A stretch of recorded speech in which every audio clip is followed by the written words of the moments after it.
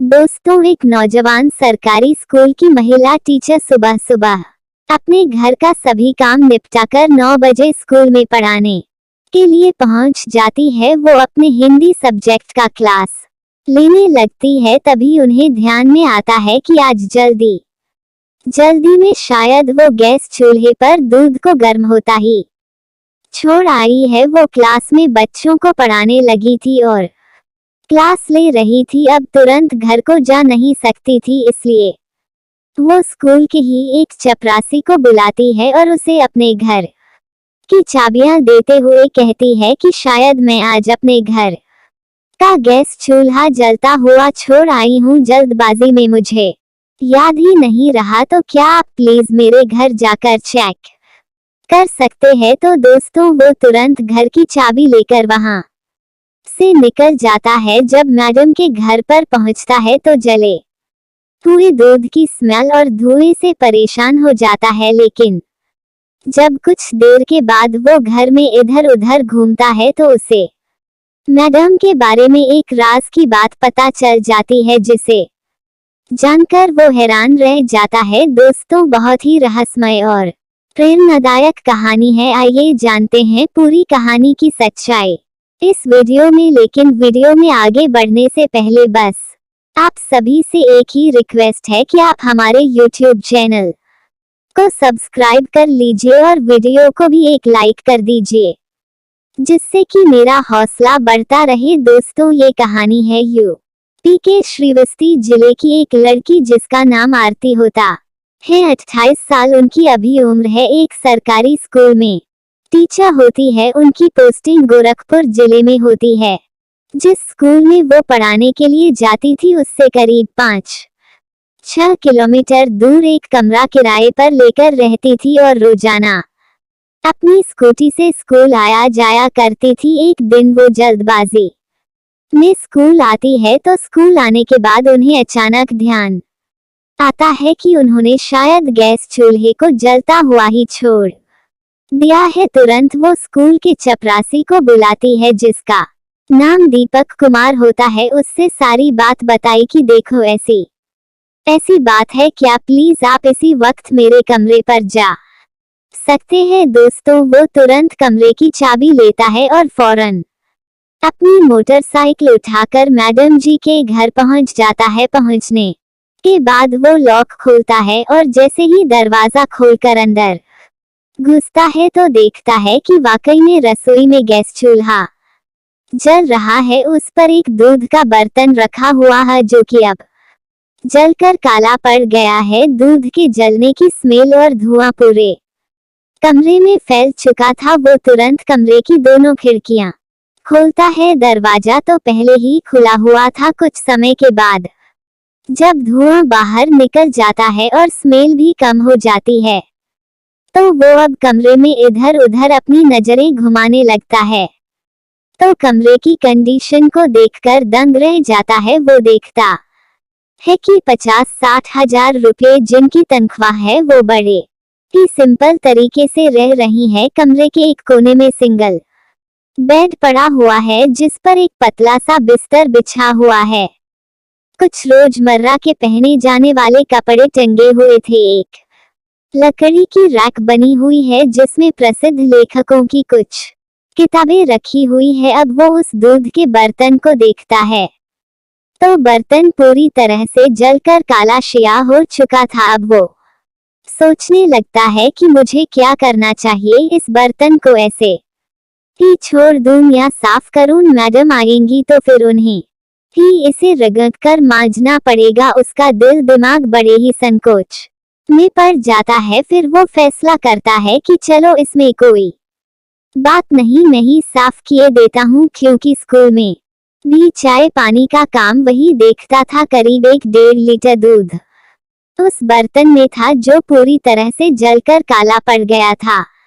अब वो उसे साबुन वगैरह कुचने से रगड़ कर अच्छी तरह से साफ सुथरा कर देता है। गैस चूल्हे की भी सफाई कर देता है। रसोई में भी हल्का पोछा लगाकर, मतलब सभी चीजों को बढ़िया से पहले जैसा कर देता है। और फिर थोड़ी देर के लिए उनके बेड पर बैठ जाता है, तभी उसकी नजर अलमारी में रखी किताबों के बीच में एक फोटो एल्बम पर पड़ती है। वो उत्सुकता के साथ एल्बम को उठा लेता है और देखना शुरू कर देता है, क्योंकि आरती मैडम की जिंदगी के बारे में कोई कुछ नहीं जानता था। वो स्कूल के टीचर और स्टाफ से भी बहुत कम बातें किया करती थी और जिस जगह कमरा लेकर रह रही थी यहाँ भी किसी से कोई मतलब वास्ता नहीं रखती थी। अपना जो कुछ भी काम होता था खुद ही किया करती थी। किसी को भी उनकी जिंदगी के बारे में ज्यादा कुछ जानकारी नहीं थी। वो जब फोटो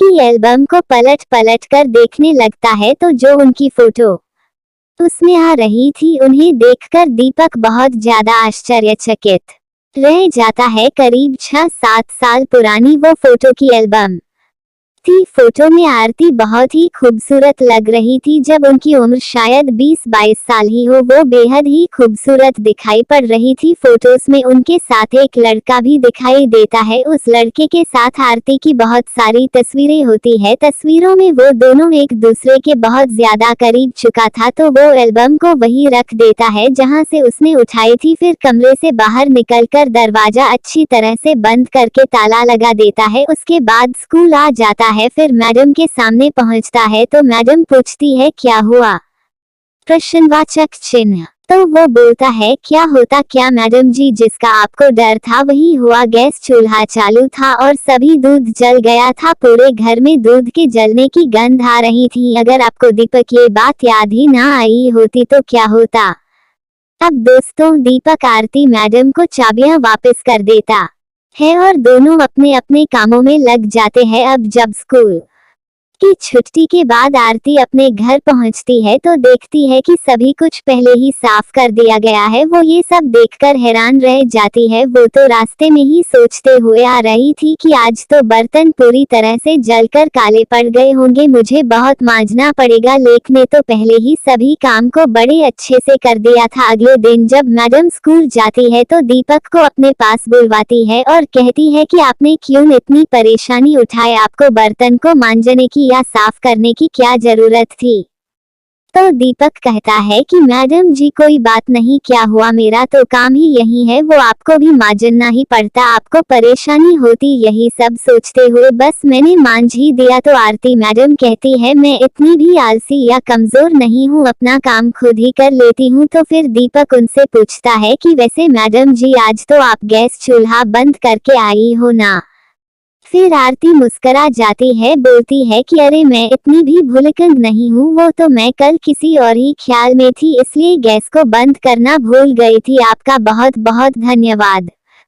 अब दोस्तों, दीपक को थोड़ा मौका मिल गया था उनसे कुछ पूछने का और वो बहुत ही उतावला भी हो रहा था उनकी जिंदगी के बारे में जानने के लिए। तो वो बोलता है कि मैडम जी किसी के ख्यालों में इतना भी नहीं खोना चाहिए। किसी के बिछड़ जाने से या छोड़कर जाने से हमारी जिंदगी खत्म तो नहीं हो जाती है। अब आरती दीपक की ये बातें सुनती है तो दंग रह जाती है कि आखिर ये कहना क्या चाह रहे हैं। लेकिन तभी घंटी बजती है और मैडम की क्लास लेने का समय हो जाता है। वो अपनी क्लास में चली जाती है और दीपक भी अपने काम से निकल जाता है। लेकिन जब लंच टाइम होता है तो लंच के बाद की बेला मैडम की खाली होती है। वो क्लास टीचर भी थी तो अपना रजिस्टर और ऑफिस का काम भी किया करती थी। उन्हें एक कमरा भी मिला हुआ था। वो अपने कमरे में बैठी हुई अपना काम ही निपटा रही थी कि तभी जो दीपक होता है वो उन्हें चाय पानी पिलाने के लिए उनके कमरे में आ जाता है, क्योंकि उसका यही सब काम होता था। लेकिन वो आज काफी डरा हुआ भी था कि पता नहीं मैडम मेरे बारे में क्या सोचेंगी, क्या कहेगी, क्योंकि सुबह जो मैंने उन्हें बात कही थी कहीं उस बात से नाराज ना हो गई हो। फिर भी वो कमरे में जाता है और जैसे ही चाय पानी टेबल पर रखकर जाने लगता है तो मैडम उसे रोक लेती है और कहती है कि दीपक रुकिए और यहाँ कुर्सी पर बैठ जाए और पूछती है कि अब बताए आप सुबह मुझसे क्या कहना चाह रहे थे, मैं कुछ समझी नहीं थी और वैसे भी आप क्या ही जानते हैं मेरे बारे में।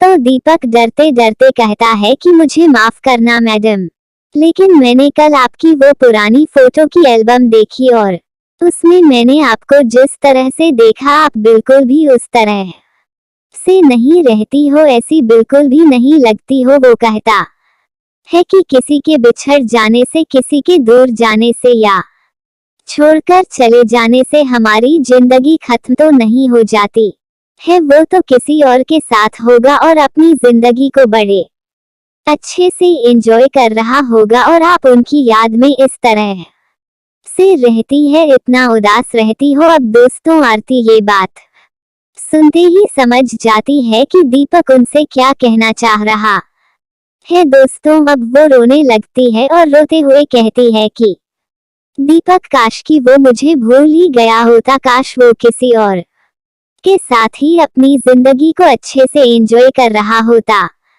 लेकिन यही हमारे बीच इसी दुनिया में होता तो मुझे इस बात की बहुत खुशी होती। दीपक ये बात पता चली तो वो अचंभे में पड़ जाता है, उसके पैरों तले जमीन खिसक जाती है, क्योंकि वो पूरी तरह से समझ चुका था कि जो लड़का उनके साथ एल्बम में फोटो में था उनका दोस्त था, या जो कुछ भी था उसकी शायद डेथ हो चुकी है। आरती रो रही थी, दीपक घबरा जाता है, फिर पानी का ग्लास उनके हाथ में देता है और कहता है madam I am so sorry, मुझे बिल्कुल भी अंदाजा नहीं था, आप अपने आंसुओं को साफ कर लीजिए और पानी पीजिए, मुझे इस तरह से बात नहीं करनी चाहिए थी। दोस्तों वो पानी पीती है और खुद को संभालती है, फिर कहती है कि इसमें तुम्हारी कोई गलती नहीं है, लेकिन देखना मैं भी एक दिन इस दुनिया से चली जाऊंगी, मुझे उनकी बहुत याद आती है, मैं उन्हें भूल नहीं पा रही हूँ, मैं उनके बिना जी नहीं सकती। इतना कहकर वो एक बार फिर से रोने लगती है। दीपक उन्हें दिलासा देकर चुप कराता है और कहता है कि मैडम ईश्वर ने इस संसार में सिर्फ आपको ही ये दुख नहीं दिया है, इस संसार में और भी ऐसे लोग हैं जिन्हें इससे भी ज्यादा दुख मिला हुआ है। आप मुझे ही देख लीजिए, जब मेरी शादी हुई थी तो बेहद खूबसूरत मेरी बीवी थी, उनसे मुझे 2 बच्चों की खुशी भी मिली, सब कुछ बहुत ही बढ़िया से चल रहा था, लेकिन एक बार मैं अपने बीवी बच्चों को लेकर देहरादून गया हुआ था और अचानक हमारी कार का एक्सीडेंट हो जाता है, जिसमें मेरी पत्नी और दोनों बच्चों की मौत हो गई। इत्तेफाक से मैं बच गया, ईश्वर से बस यही पूछता रहा कि उसने मुझे अकेला क्यों छोड़ दिया, उसी हादसे में मेरी जान क्यों नहीं चली गई। 3 साल हो बीत चुके हैं इस बात को, आज भी मैं ईश्वर से बस एक ही सवाल करता हूँ कि उसने आखिर मुझे जीवित क्यों रखा, लेकिन कोई जवाब आज तक कहीं से नहीं मिला। दोस्तों जब आरती दीपक की ये दुख भरी कहानी सुनती है तो वो और भी ज्यादा भावुक हो जाती है, क्योंकि उनका भी जो दोस्त था जिनका नाम उज्जवल होता है, आरती की जब नौकरी लगी थी तो वो लद्दाख घूमने के लिए अपने घर वालों से परमिशन लेती है और उज्जवल के साथ लद्दाख घूमने के लिए जाती है, क्योंकि दोनों की शादी भी होने वाली थी। दोनों कॉलेज के समय से ही एक अच्छे दोस्त थे, तो घर वाले भी राजी हो जाते हैं और वो दोनों लद्दाख घूमने के लिए जाते हैं। लेकिन पहाड़ पर गाड़ी के साथ में भयंकर रूप से एक्सीडेंट हो जाता है और इसी हादसे में उज्जवल की भी डेथ हो जाती है। आरती को किसी तरह से बचा लिया जाता है, उसको ज्यादा चोट नहीं आती है। अब दोस्तों दोनों की ही कहानी एक जैसी थी, तो दोनों ही एक दूसरे को चुप कराते हैं, हिम्मत देते हैं और एक दूसरे का हौसला बढ़ाते हैं, और उस दिन के बाद से दोनों का ही अपनी जिंदगी के प्रति नजरिया, उनकी सोच बदल जाती है। जो आरती होती है उनकी फैमिली में 2 भाई और एक छोटी बहन भी है, सभी लोग पढ़े लिखे होते हैं। आरती की फैमिली ने उसे बहुत समझाने की कोशिश की, बेटा अब तुम कोई दूसरा लड़का देखकर अपनी शादी को कर लो, लेकिन वो उज्जवल को अभी तक भुला नहीं पाए। और इधर जो दीपक कुमार था, उनके भी परिवार वाले परेशान थे कि ऐसे अकेले हमारे बेटे की जिंदगी का क्या होगा। दोस्तों दीपक की उम्र अब 30 साल की थी, उसके बीवी बच्चों को गुजरे 3 साल हो चुके थे, वो भी आज तक उन्हें भूला नहीं पाया था। 3 साल आरती को भी हो गए थे, वो भी अपने प्यार को नहीं भूला पाई थी। अब दोस्तों, वे सब के बाद दोनों एक दूसरे के सुख दुख के साथी बन जाते हैं। दोनों ही एक दूसरे की भावनाओं को अच्छे से समझने लगे थे और धीरे धीरे दोनों के बीच नजदीकियां बढ़ने लगती है और दोनों को एक दूसरे से प्रेम हो जाता है और शायद ईश्वर को भी यही मंजूर था। दोनों अपनी अपनी जिंदगी से भटके हुए थे, लेकिन ईश्वर की कृपा से दोनों को फिर से जीने का सहारा मिला। 2-3 साल प्रेम प्रसंग चलने के बाद ये शादी करने का फैसला करते हैं। इनके परिवार वाले भी इस बात से बहुत खुश थे कि उनके बच्चे फिर से अपनी जिंदगी को आबाद कर रहे हैं। भले ही दीपक एक चपरासी था और आरती हिंदी की एक जानी मानी टीचर थी, लेकिन दोस्तों, दोनों की विचारधारा मिली और एक दूसरे से प्रेम हुआ। शादी भी कर ली। 2 साल बाद इनके घर में एक बहुत ही खूबसूरत बच्ची का जन्म भी होता है। बच्ची के जन्म से दोनों की खुशियों में 4 चांद लग जाते हैं। अब परिवार हंसी खुशी अपना जीवन बिता रहा है। तो दोस्तों, ये रही आज की कहानी। आपको कैसी लगी कमेंट करके जरूर बताइए। अगर कहानी आपको जरा भी पसंद आई हो तो हमारे YouTube चैनल को सब्सक्राइब कर लीजिए और वीडियो को भी एक लाइक कर दीजिए। मिलते हैं फिर से एक नई और इंटरेस्टिंग कहानी के साथ। तब तक के लिए अपना ख्याल रखिए। धन्यवाद।